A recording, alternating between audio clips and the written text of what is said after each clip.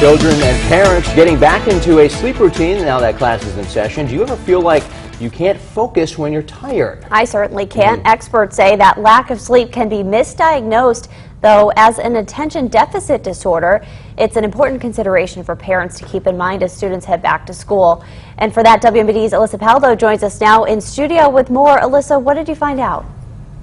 Well, Clay and Lindsay, doctors say sleep requirements change with age. So little ones need around 12 hours, and at age 10, parents can follow what they call the 10 by 10 rule. 10 hours of sleep by 10 years old, that is. But if kids aren't getting the right quantity or quality of those Z's, they can show symptoms of an attention deficit disorder and even get misdiagnosed. Whatever he does, we do the same. Because that's how we play the copycat game. We will frequently see a child who's irritable, who is impulsive, who can't sit still. They kind of turn into sometimes pinballs.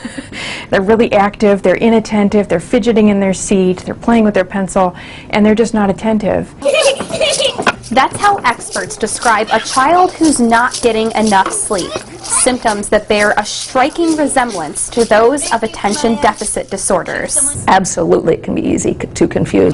Sleep is something we always investigate. Still, it's difficult to make the distinction. What's causing what? Whether the sleep difficulties are causing the behavioral problems and the learning problems, or vice versa. But how can you really tell if it's not enough shut-eye versus an actual behavioral problem like ADD?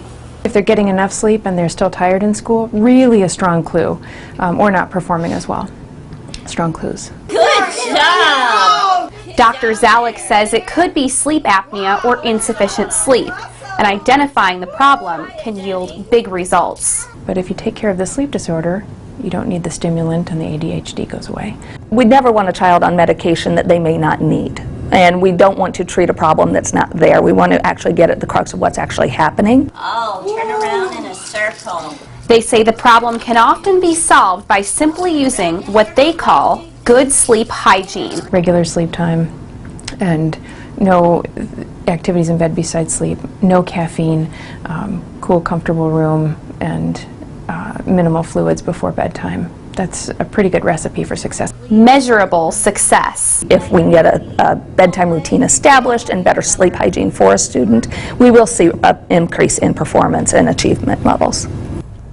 Now, both Bennington and Dr. Zalek say plenty of kids just have ADD without a sleep disorder, but some of them do just have trouble sleeping. Dr. Zalek compares the decrease in brain function caused by not enough sleep to having jet lag in some instances. All right, and the experts you spoke with, did they say anything more about how important it is to maybe avoid those tablets and other things the electronics kids tend to play with before bed? They said that's a really big one these days with kids playing on their cell phones or watching TV before bed. That will delay the sleep onset. All right, Alyssa, thank you so much. In other news,